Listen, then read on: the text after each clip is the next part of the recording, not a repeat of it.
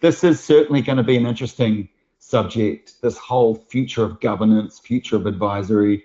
Had a lot of conversations in the last 2 or 3 weeks on this, actually, and it's been interesting. And I think what's interesting for me is, you've spent your career really, in environments where people holding authority are often the furthest away from real decisions being made. And I think this is a lot of the tension. So is that what you see in New Zealand boardrooms right now?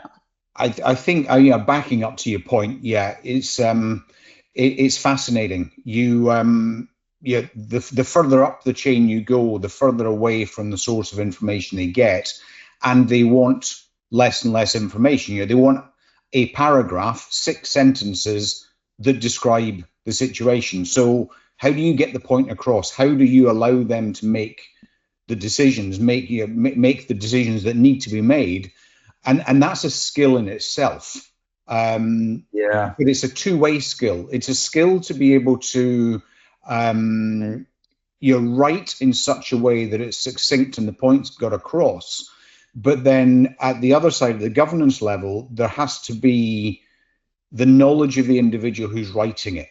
There's and that's the tension, is that there's the trust and the knowledge that then allows you to make a judgment call. Now, the whole point is that we have, at the governance level, we have the experience that is able to cut through the noise, so that when it gets a paragraph of information, it can make the call on it. And this is the same for board reports and for boards. And I think that's where the tension lies.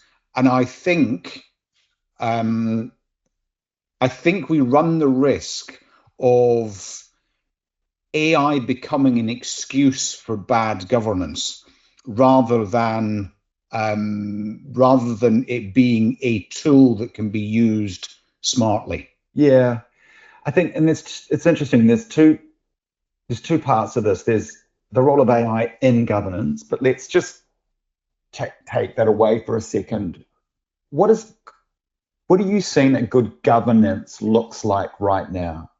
Because for me, where we're sitting, and I would say half of our clients have a formal board, a director board. The other half either have non-directors or advisory type board situations. And I think, obviously, part of what I'd love to be able to chat with you today about as well is, what does that look like if you are looking to grow? What is the first step on your journey to some sort of governance and strategy layer? But what does good governance look like? I often sit in boards when we are presenting some either outcomes from Flux or entering into some sort of commercial arrangement. And what I notice is the level of questions that we get around growth, around how our approach is linking to strategy, is often very light. And so when a board is being asked to make a decision on future investment resources, capability, capacity, what does good governance look like there? What are you seeing? Well, what governance should be, and governance goes back 3,000 years. Corporate governance goes back about 70 years. But governance is all about how organizations are directed, controlled, and held accountable. That's what it should be. Too often I've seen, and I'll come back to where I think works. Too often I've seen, certainly in smaller organizations, startups to stay-ups, I've seen governance turn too quickly into shareholder protection. Yeah. And that then, that's then a shareholder meeting. It's not a board meeting. Where I work with chief execs, and when we have this conversation, my advice is always start with an advisory board. For a number of reasons. One of them, an advisory board, it is is active engagement. It's who you need at that time for what you're trying to achieve. It also allows you to understand and begin to understand what a board should be, the sort of people that you want on your board. Because the directors you might look at to get on your board, because of the governance experience they've got, may not be right for you. Yeah. So why not test it to start with, rather than getting locked in too quickly? And when it comes to going out to raise funds, when you probably end up with a board, you should never end up with a board. We've got to do the work beforehand to make sure that we get the board that is necessary for the business at the time. And I think what I'm hearing from you, but also even thinking about that governance been around for 3,000 years, the essence of that is protection. But actually, if you are a growth mid-market New Zealand business, you don't need protection. You need acceleration, and you need guidance, and you need expertise. And so that very nature, the tension that I think a lot of the CEOs that do have formal boards that they're struggling with, is that the board is there to provide protection. So AI has risks, therefore the protection layer is slowing it down, coupled with the fact that many board members, given their tenure and experience, have never operated, they don't necessarily are not fluent or have literacy in AI, let alone understanding the operating environment that their company is operating in. So therefore the default risk and protection stance is useful in one frame, but not when you're navigating this complete uncertainty. And there's the perfect tension. It's that it's being willing to take the risk, whereas the board and directors sit above that risk space in order to protect everyone in the business. You're not just the shareholders, that whole protection piece. But we need to be more dynamic in businesses and see the opportunities and take them. And again, that's why I quite like advisory boards to start with, because you can find the right people that allow that dynamism rather than it slowing down. I think, and look, I mean, this shouldn't ever come across that we're damning boards and directors and governors, because that's not where I'm coming from. No. What we do need to be careful of is individuals, directors who read the board papers as they walk into the board meeting and then leave and then don't think about that business until the next one.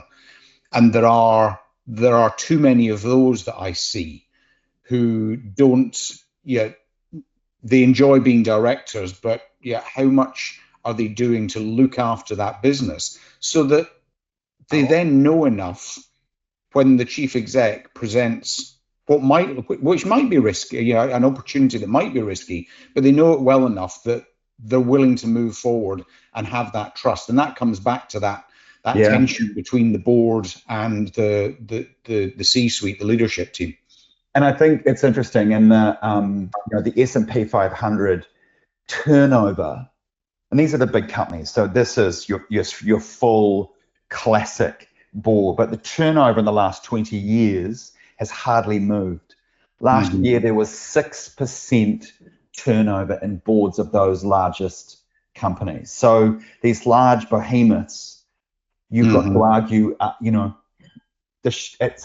they're being governed at a time where it's hold the ship steady, but actually it's not. It's turn into the wind, right? It's ride the crest of the wave. I think that's a good indication for small markets like New Zealand. We should be the exact opposite. We should be leaning into new skill sets, a lot of the CEOs that we've talked to have said that often the experience on the board is missing. They want domain expertise. They need something specific for a specific time. So then you can fill that through advisory and fractional and coaching. Yeah, and there's nothing wrong with having both. What's really interesting, Stu, is that when in that same study, when they asked board members whether they serve as genuine thought partners on complex problems, 61% of those directors said yes. Now, here's the flip. the same CEOs, only 41% agreed, that said that their board was acting as true thought partners. And that pattern was across all categories. Directors consistently overestimating the value they're adding by 10 to 20%.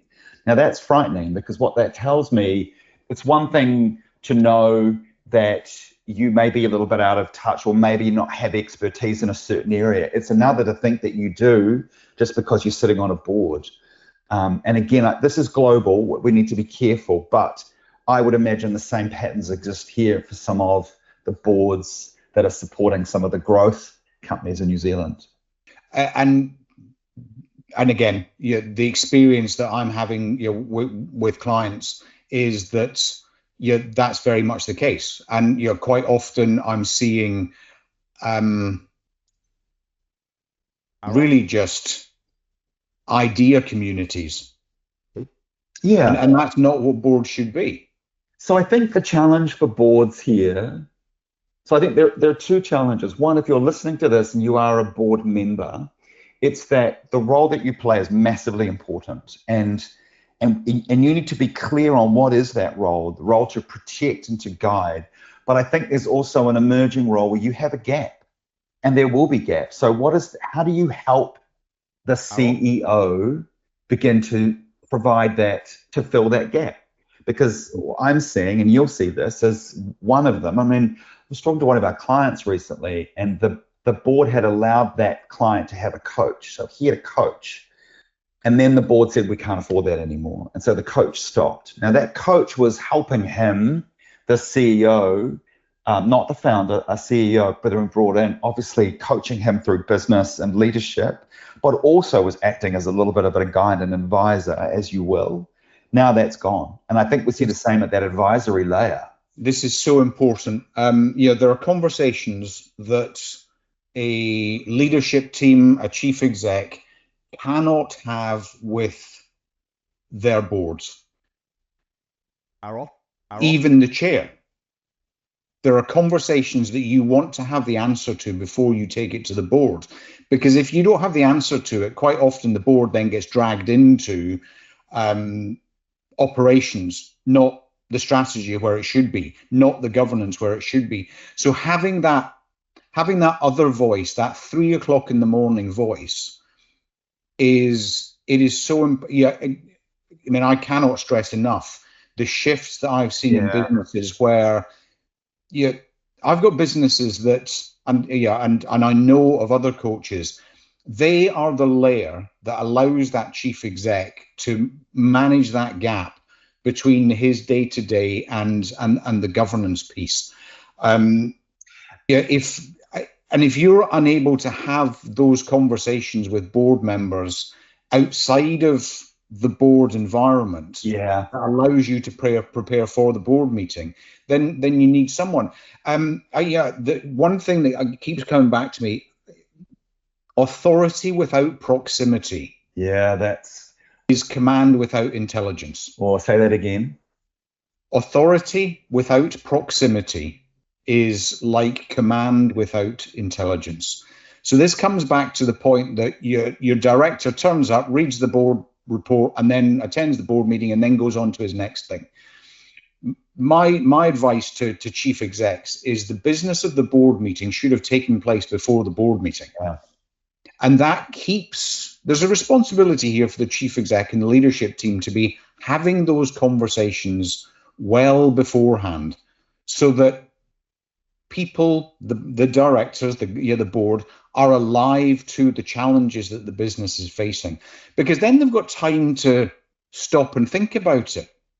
They've got time to reflect on it, rather than just going after that soundbite in the board meeting that no one's ever happy with. I think I'm just going to add in, I think even more than time to think, it's time to read, to research, to level set, to have a conversation with a peer, right? Because you can't be expected as one human to read the board pack and have all the understanding and context of what that opportunity, that discussion that might be having.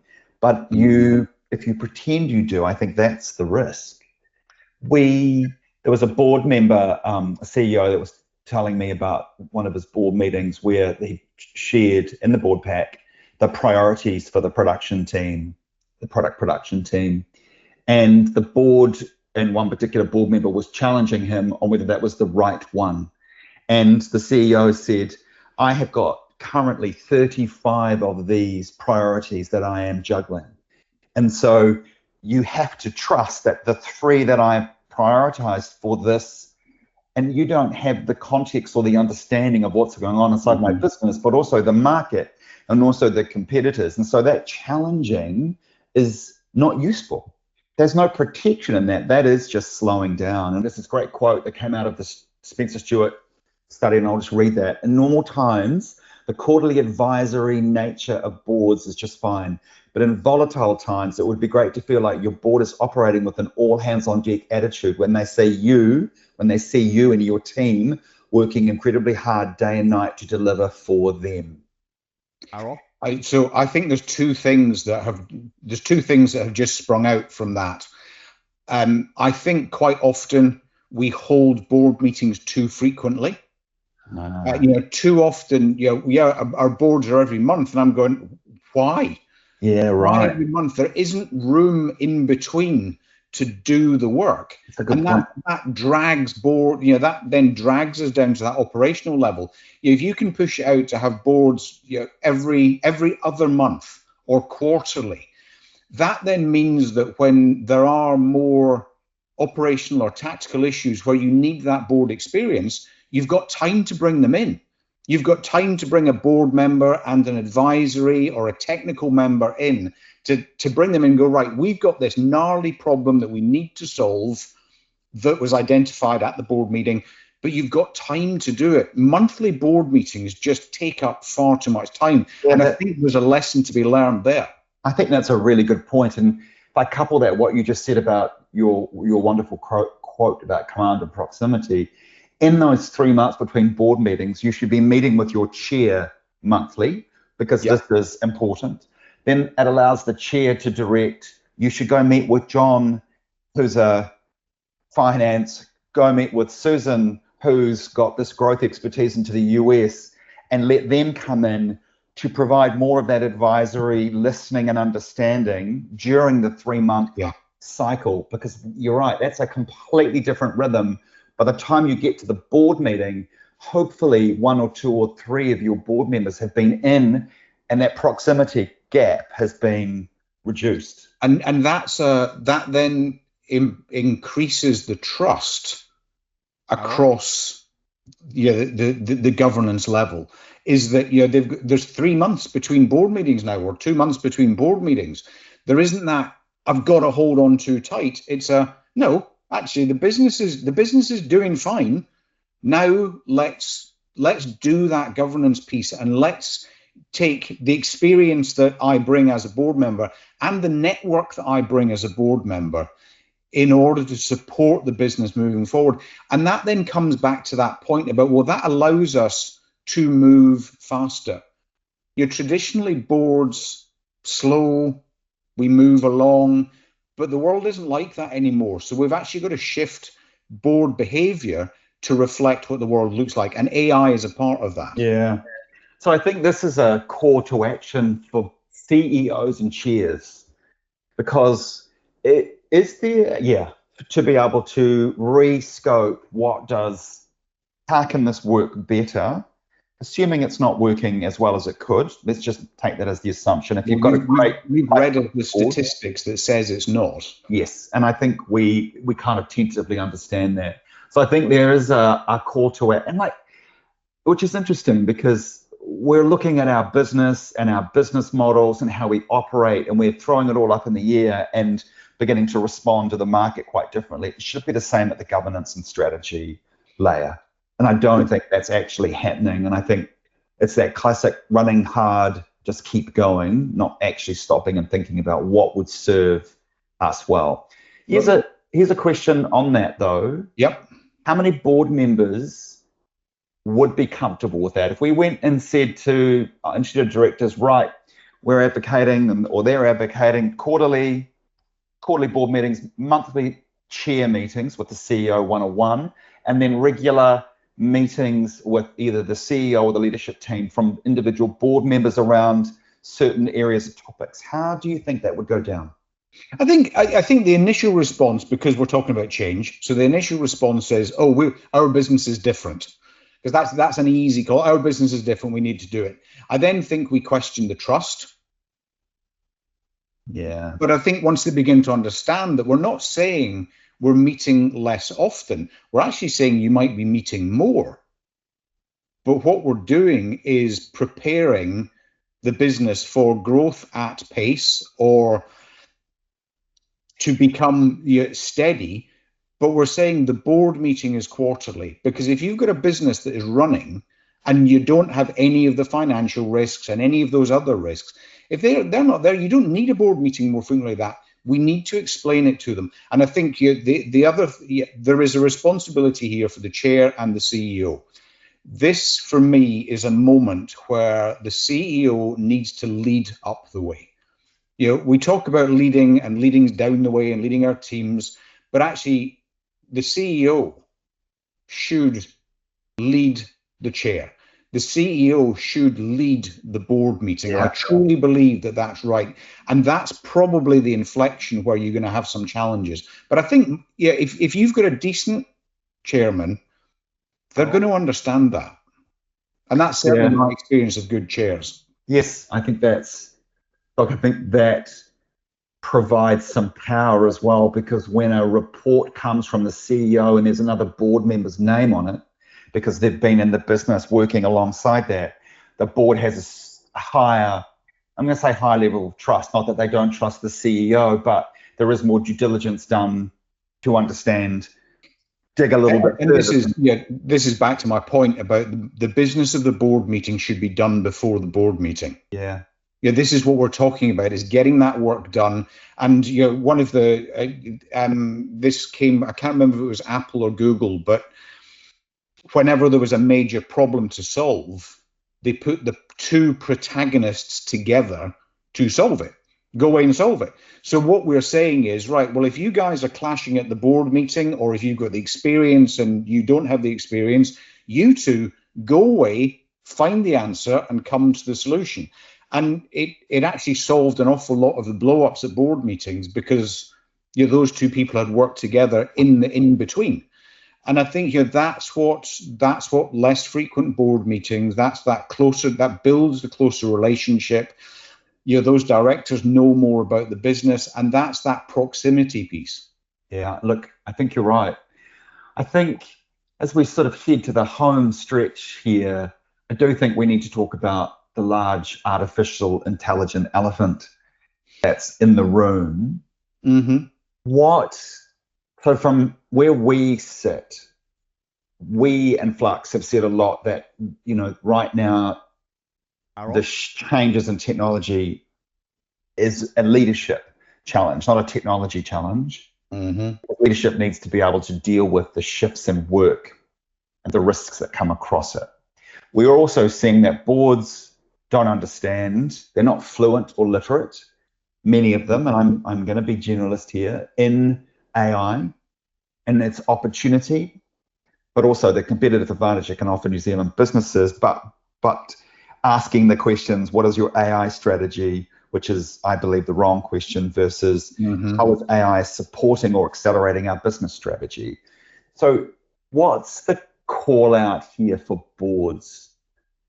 So not advisors, these are board, like paid board or non-director boards.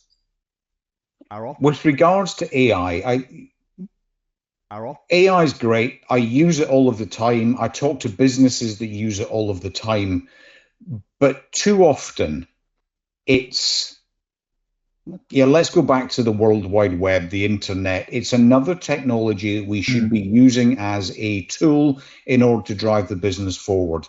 So the question should be, it should be about what is our mission statement? What are we here for? And how can we then be supported?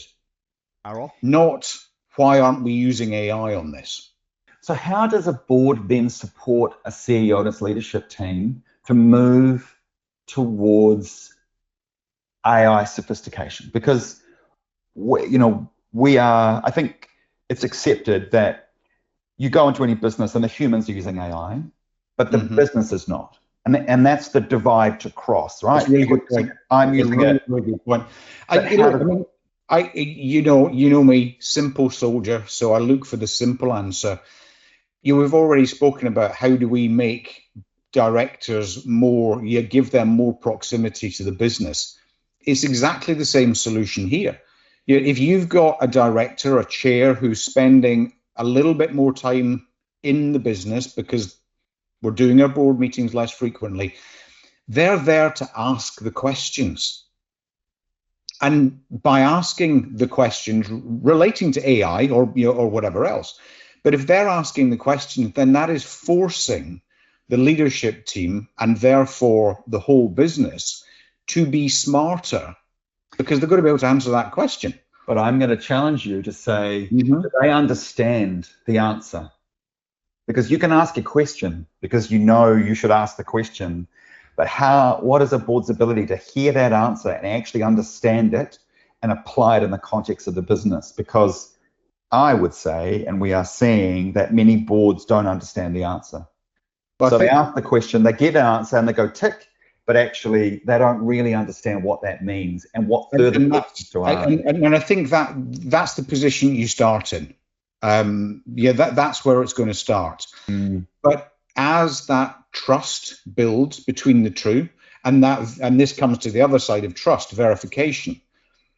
As that trust begins to build, that they're asking questions, they are more engaged in the business than they have been, then it's the responsibility of everyone in the business to push back against those questions to make sure that they are understood. Yeah. And I trust and verification. And I think truth and verification by moving board meetings quarterly, by encouraging board members to be involved, meet and be in the business, not operationally, but actually in the business with the CEO around certain projects or bringing that proximity, seeing how AI is or isn't being used may also just encourage them to go on their own discovery and their own beginnings of learnings. I think as humans, we're all responsible for our own AI literacy. And unfortunately, right now, that means doing. It is, I believe, one of the first times when a technology layer has come about where we can't read about it and understand it.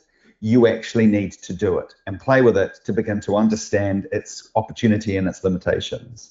And I think that's the time also, isn't it? You've got a board meeting every 3 months, but in between, meet, understand, and what is that? And what is that opportunity for the board member then to have directed learning into the areas that they're getting involved in? And what we're doing through all of this is slowing down to accelerate. Yeah, that's a really good. Look, I think that's slowing down to accelerate, because that's exactly what New Zealand businesses have an opportunity to do. If we don't begin to improve our competitiveness, we will not make it on the world stage. We know that we need higher growth companies. So Paul Callahan, celebrate the weird, go find those gaps where we can be special. Okay, I still hold that very dear to my heart. But right now it is that slow down to accelerate and actually be intentional about where you do slow down and where you learn. And I think also every one of us in business, we have to start learning. I spent, Saturday morning doing this global AI course, building out an agent and learning how to do that, and self-directed learning, and frustrating as it was. But I now come out of that experience, not necessarily having built a great agent, but understanding its limitations and understanding that it's not as easy as it sounds, and there are still some pitfalls, and I will take that into business conversations as we go forward. Completely. That's coming back to that. We should be learning all of the time. Yeah. And so should, and that's everyone, but so should our boards. Yeah. So how can we help them do that? Yeah, and I think that's the CEO responsibility. And I'll come back to one of the reasons the CEO should have a coach, a mentor, whoever that is, whatever that is, is so that they can better inform that conversation moving forward. And boards shouldn't be afraid of that.